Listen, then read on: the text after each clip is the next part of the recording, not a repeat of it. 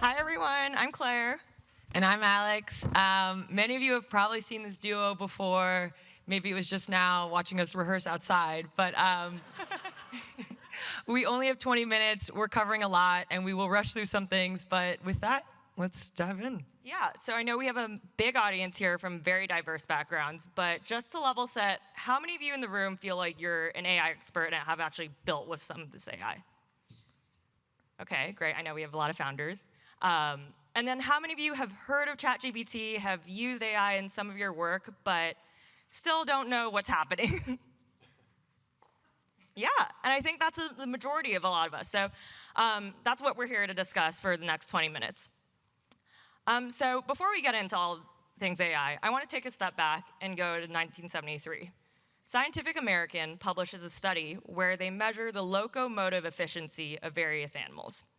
And they rank them from most efficient to least efficient. And what this means is they measure the energy burned from point A to point B for various animals in relation to their body mass. And what they found was this animal called the condor was the most efficient. One flap of its wings can glide for miles and miles. Humans ended up a whopping on the middle of the list. Someone decided to do a very fun twist to the study and add a new species to the study, a human on a bicycle. And what they found was human on a bicycle beat all other species in the animal kingdom. And it's a very simple story, but I think it tells us a little bit of how humans are innately tool builders. With a little bit of tooling, we can go a very long way.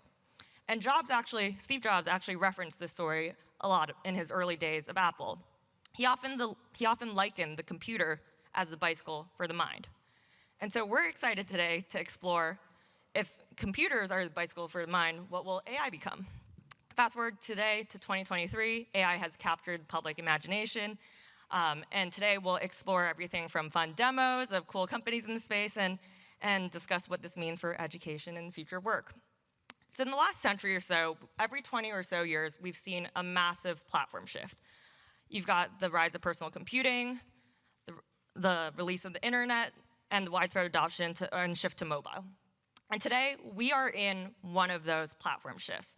We are in one of these profound moments where we are going to see complete shift in everything that we do, from massive explosions in worker productivity, disruptions to incumbents in the space, and I think most importantly, the ability and opportunity for new generational companies and businesses.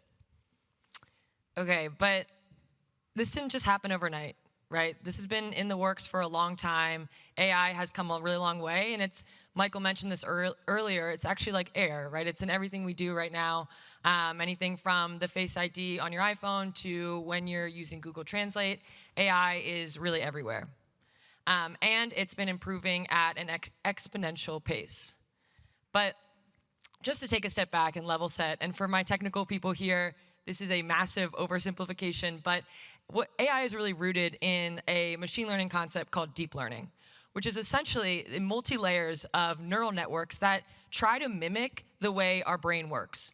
So the same way that your brain is able to associate an image of a shark closer to a fish than something like a banana is the same way that these models are trying to act, and they're using data to train on that same level of understanding. But again, why now? What is different? What is different, and what is all this hype about generative AI? If you think about AI pre-generative AI, there were these models that were very deterministic in nature. They were trained to do very specific tasks. But now we have what are called foundational models or large language models that are now able to ingest massive amounts of data. So think about all the data that is sprawled all over the internet. These models can now ingest, understand this data, and can now do all those tasks that those previous models were specifically trained to do and really sit at the base of some of these applications we've been seeing. And these models are just getting bigger, and they're just getting better. And so to explain a little bit more under the hood of what's going on behind these models, I know we've heard a lot of very complicated tech words like parameters, tokens. What's really happening under the hood is actually based on very simple math concepts that all of us have learned in high school statistics, just compounded billions of times in very fast, very intelligent supercomputers. These models are autoregressive, which is just a difficult way of saying they're predictive. They take in context, a little bit of input, and they're able to create an output based off of that context with probabilities. And so we'll run a little exercise. I'm sure many of you know the answer, but what is the largest city in the United States? Exactly, and you all got that because you are intelligent beings. You have a mental model of the world. How AI gets there is not because it's intelligent yet, but because it's able to, and this is a simplified example using words and not tokens, but it gets there by assigning candidate words multiple probabilities. So in its large corpus with largest city, United States, it associates that with new 95% of the time, and that's how it's going to choose that word. And then based off of that, it adds New York, and then it ultimately ends at New York City with a 99.5% probability. It's basically just probabilities. And so you can see how this is applied across many modalities. AI is essentially developing a statistical understanding of our world. It understands what words and phrases go together, what pixels and images make the most sense together. And you see this across both text, code, image, speech, video, you name it. And the models that Alex and I have been referencing are acting now as this massive big brain for people to build super applications on top of. Okay, enough with the tech. So let's look at some of the really cool applications of this. I'm sure a lot of us have been playing around with some of these image models. So anything to DALL-E, Midjourney, you can just with some simple, again, natural language, I can prompt it and it can generate these amazing images. That's been really, really fun to play around with. We're seeing this across video too. So again, I don't know how to make a video, but now I can just input some words and it can generate a video for me. Now you can generate a video with nothing but words. No driving video, no input image. Gen 2 represents yet another major research milestone and another monumental step forward for generative AI. With Gen 2, anyone, anywhere can suddenly realize entire worlds, animations, stories. And we're seeing this across audio too. So I am now able to mimic Claire's voice, her same intonation. I can translate it to different languages, and Spotify is actually doing this right now with its podcasts. When you say the word toxicity, how are you defining that? You're saying like toxic chemicals que introducimos en nuestras vidas, en nuestra piel, consumimos, inhalamos, tenemos a nuestro alrededor y que están en nuestros alimentos, etc. How do you think? O sea, a modo de consejo, ya que lo estamos platicando, a diario, ¿qué opinas sobre los problemas difíciles del mundo? And so again, I'm sure a lot of you are thinking about what this could do for accessibility as well. We are in Nashville, so do I have any Johnny Cash fans here? Yes? I'm sure you haven't heard Johnny Cash singing Barbie before, though. I'm a Barbie girl in a Barbie world. Life in plastic, it's fantastic. You can brush my hair. All right, some people weren't fans, but Michael Mo again mentioned this, but kids are spending more time on games than ever, and now you can actually interact with your favorite game characters. You can control how they act. And add a little bit of creativity to see if his response changes. Now what we're gonna do is we're gonna roll back the conversation and ask Jen the exact same questions again. Why do you think that is? Is your ramen any good? I think the new flavor I added might be causing the issue. I'm not sure. I've made it more spicy by adding some fresh Korean peppers. That might be the issue. Could be, could be. Let's increase his humor and reduce his helpfulness. Why do you think that is? Is your ramen any good? I don't know. I can't tell these days. Business is so slow, I'm practically going bankrupt. Thank God I already married.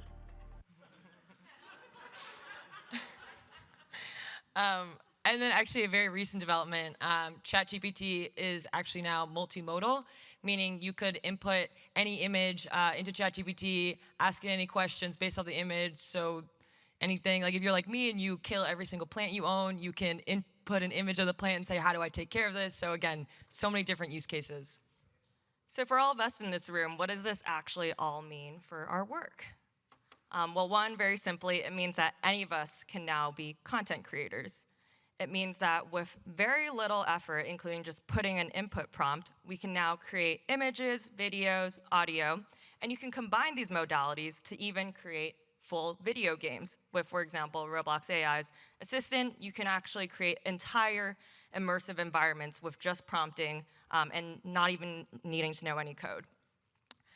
In the same vein, what used to take a full film crew and a marketing team and a team of writers can now be done with one L&D leader. Hello, Heidi. Hello. Alan would like to thank you is for the call this? yesterday. With Synthesia, Alan can give anything a face and a voice, including his own. And with a little extra work, he can create a custom avatar who looks and sounds just like him. In this video, I will show some tips on how to connect more efficiently. Or sounds like him in a different language. Die Berichte für dieses Quartal sind da und sehen toll aus. And one thing to emphasize here is that generative AI is not just about AI doing things for us and creating things for us, but rather assisting us through an entire spectrum of activity. Everything from assisting us to helping us get unstuck to also improving our existing work. Ultimately, what this means is that in the same way that the internet reduced distribution costs, the cost of creation with AI is now zero, and we no longer have to trade off between quality, cost, and speed. So Lisa Givover mentioned this in one of her panels, but we believe this finally unlocks education going from one size fits all to one size fits one. So that means really AI can empower personalized learning.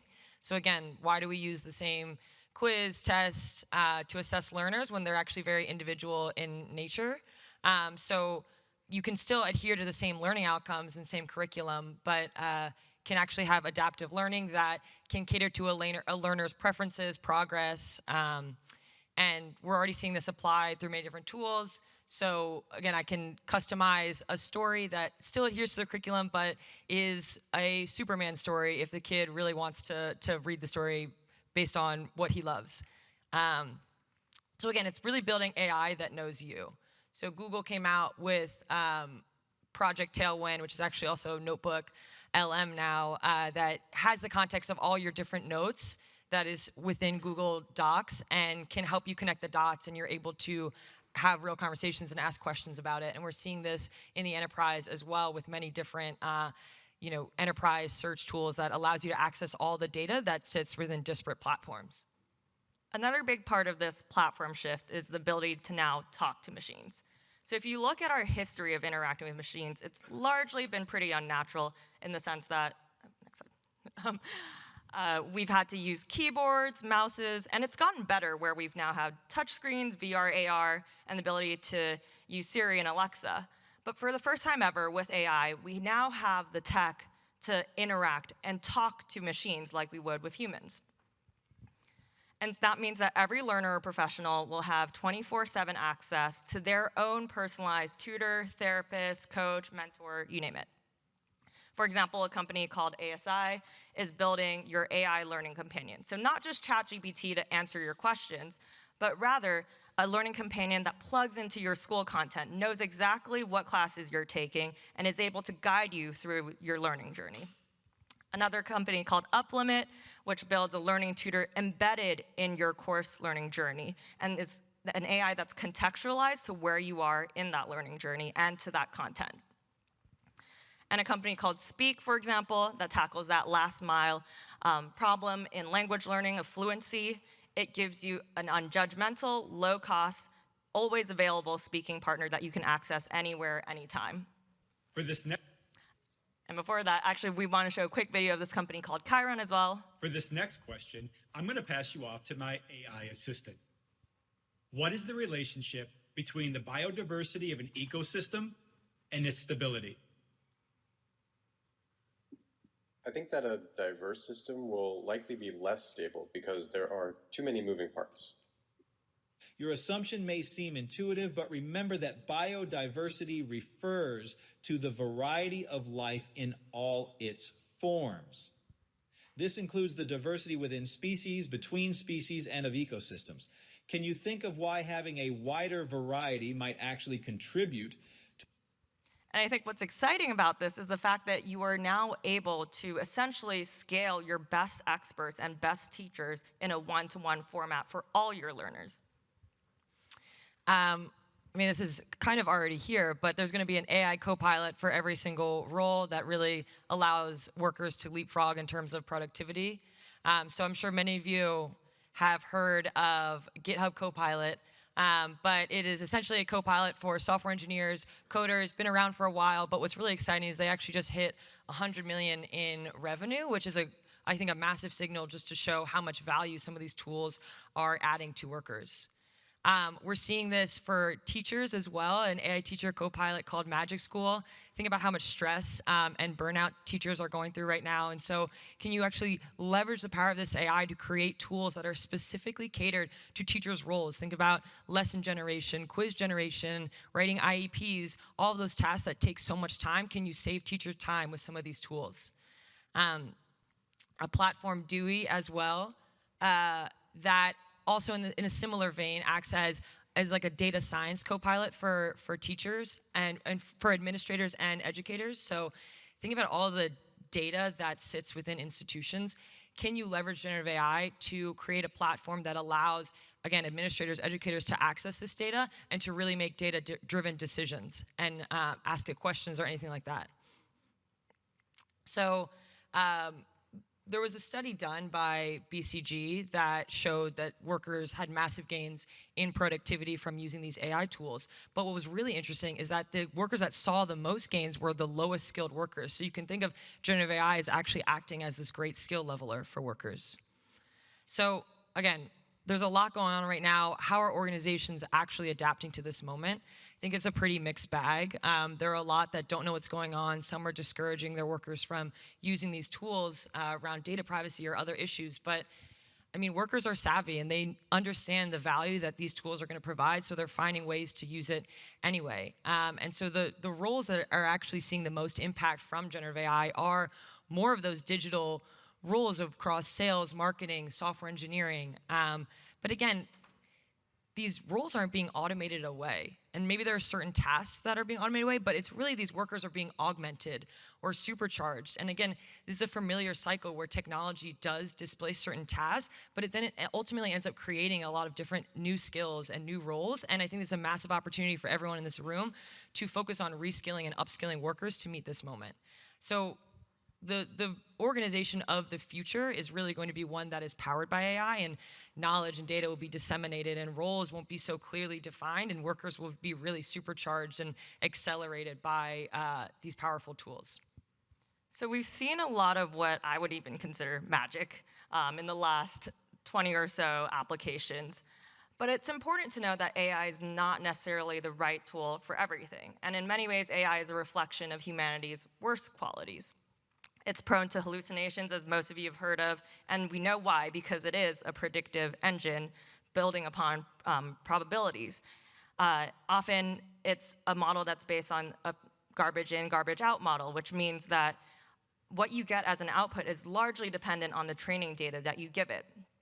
And to make it worse, these are often black box models. We haven't reached a level of sophistication to be able to dissect how these models get to certain outputs or be able to replicate them getting the same outputs every time. And as we know, the world is very biased and prejudiced, and AI often, in the garbage in, garbage out model, reflects that. So for example, in studies where they created thousands of AI-generated images of different professions, CEOs are often lighter-skinned male, cashiers are often women of color. And so we have to think about how AI's understanding of the world can have downstream effects into our kids, our learners, us as people. And I think another point that we've been thinking a lot about is this new digital divide we have to consider. So if we think about the first digital divide being the have and have-nots between those who have access to technology and those who don't have access to that infrastructure, there could very well be a new digital divide where those who are rich have access to the tech, but also a person, a teacher, a parent to guide them through that technology and that AI transformation, and our poor kids are relegated to AI bots that they have to talk to. And so all the concerns that Claire mentioned are very important to keep in mind, but also I think it's important that we don't fall trapped to what often happens when new technologies come onto the scene, and it really arises what is called moral panic. And a lot of people talk that this is going to be the end of society as we know it. And you know, we've seen this before. There have been many adverse reactions to anything from like the airplane to movies, right? And we see this in media a lot too, that I think tries to demonize a lot of this technology. Again, computers aren't helpful unless they can wash dishes. But again, it's important to remember that we have seen this story before. Technology has often fundamentally shifted and shaped the way we learn and the way we work. And so it's up to us in this room and our education institutions to adapt and rise to this moment, because again, today's AI is the worst that we are all going to ever use. So it's important to keep that in mind. But just to really wrap things up, I mean, we've showed a lot in this past 20 or so minutes. Hopefully, a lot of you got excited by some of the capabilities you saw, but I really want to tie it back to Michael Moe's presentation this morning that really highlighted some of the great challenges and problems that our world is facing today. And I was very inspired, I'm sure we all were, by John's call to action earlier that let's leverage this tech, let's leverage this AI to really put it to work and tackle some of our greatest challenges that we're facing. So if the way Claire said that computers were a bike for the mind, AI can almost be like a GPS built for humans to help us and guide us as we navigate through some of these greatest challenges that we're facing today. So we threw a lot at you for the last 20 minutes, but we just hope that you leave with some excitement and optimism for the future of AI and education. Just a very short video. Every generation sees countless new things. But every so often, something comes along that changes more than what it sets out to change. It changes us. The whole environment for people working in a different way. It pushes us forward. Brings us to new places, unlocks new possibilities, and ushers in entirely new eras of creativity.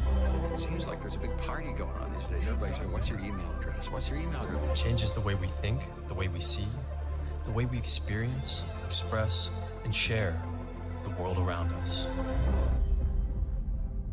Every so often, something comes along that changes more than what it sets out to change. It changes us. Turning on your home elevator.